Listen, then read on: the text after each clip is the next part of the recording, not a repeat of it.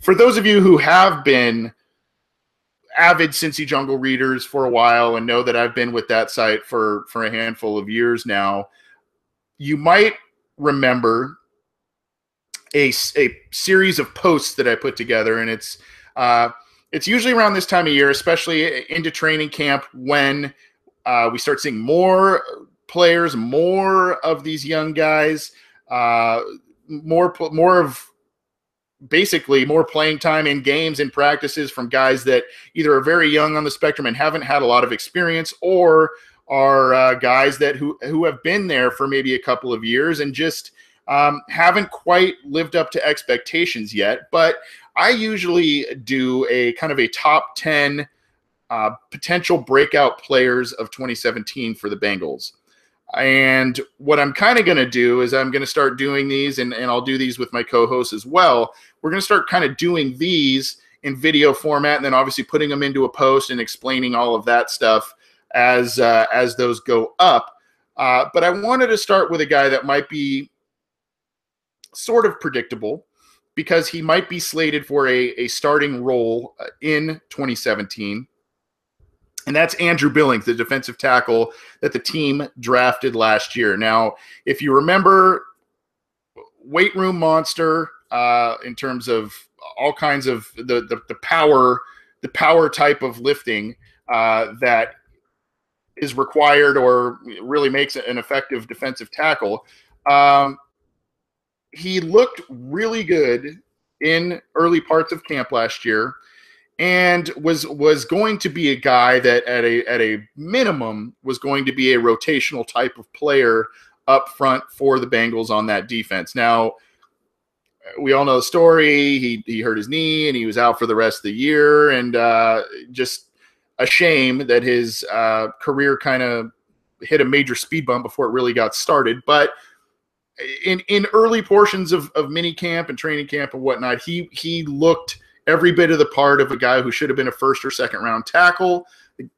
Bengals got him in the fourth round, kind of inexplicably, but he's back and looking to prove himself. He's probably going to be a guy that is going to be in there on the early downs this year.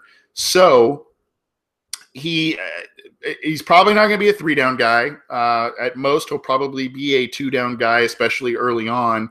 But when you look at it, even though we haven't seen him really play a snap of significant NFL football, you look at the absolute power the Bengals potentially have up front in those early downs. Now, you look at a lot of fans right now are a little sour on Michael Johnson, just given the lack of quarterback sacks and that sort of thing, especially last season.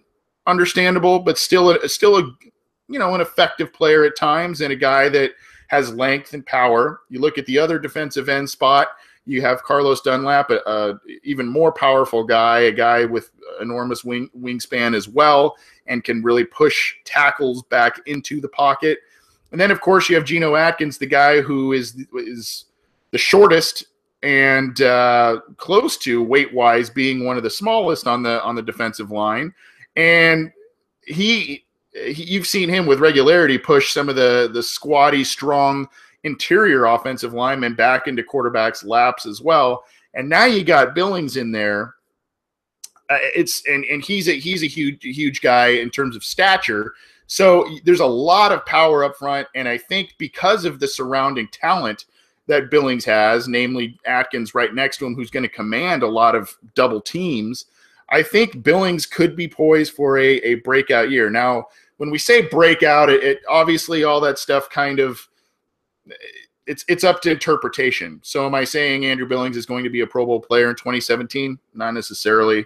I think he will be very effective. And even though the Bengals defense really picked things up towards the end of last year, if you remember, part of the reason, aside from some offensive inefficiencies and things like that, part of the reason that they struggled early in the season was because they couldn't stop the run. And it's something that they had always kind of prided themselves on, especially under Mike Zimmer. They've done a pretty good job of it under Gunther, but they struggled early in the season stopping the run. And I think Pico was in there, and he had a decent 2015 season, especially pressuring the quarterback. He was kind of overmatched at certain times, so you kind of wished that this, huge guy, Andrew Billings, it could have been plugged in as a rotational guy, help out in the run game, as was his supposed forte in college at Baylor. I do want to say this. Part of the knocks on Billings in college were the fact that he seemed to be a quote unquote 2-down player, a guy that could only really play the run and,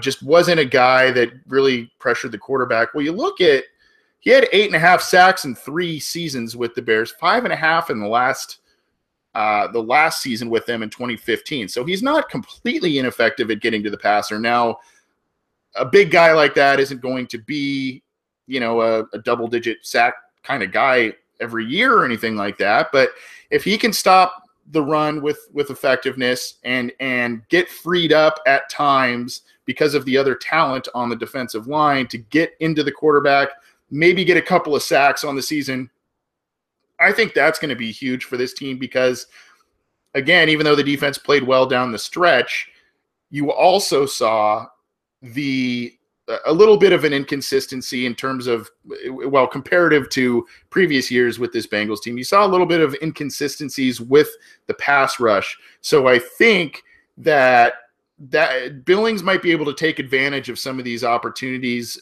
based on some of the surrounding talent there. He also, since he is a gigantic human being, he also will eat up space, could free up some of the other guys on the line, but also free up the linebackers. You have kind of an aggressive tackler that they've added in Kevin Minter, a guy that should be an upgrade over Ray Maualuga. You've obviously got Vontaze Burfict back, a guy who has a very high football IQ and a guy that can stop the run pretty well.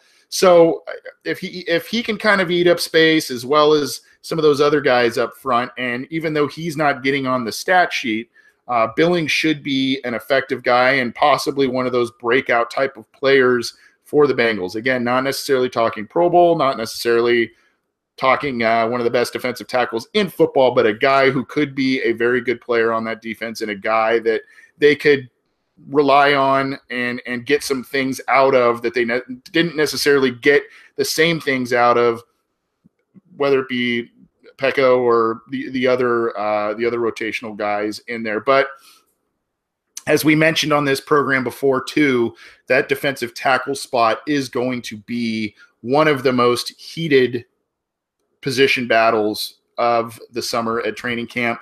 You've got Billings, who could be that quote-unquote starter. You've obviously got Atkins. You've got Marcus Hardison. You've got Deshaun Williams. You've got Brandon Thompson. You've got Pat Sims. You've got David Dean. All of these guys, and a lot of them seem to be effective players, whether they're mid or late round undrafted type of players. A lot of them seem to be guys who could be effective at the NFL level. So the Bengals have a lot to sort out there. Looking at some of the comments in the YouTube chat here, Tim Jones says, I think Billings will be an upgrade over Pecco and Sims.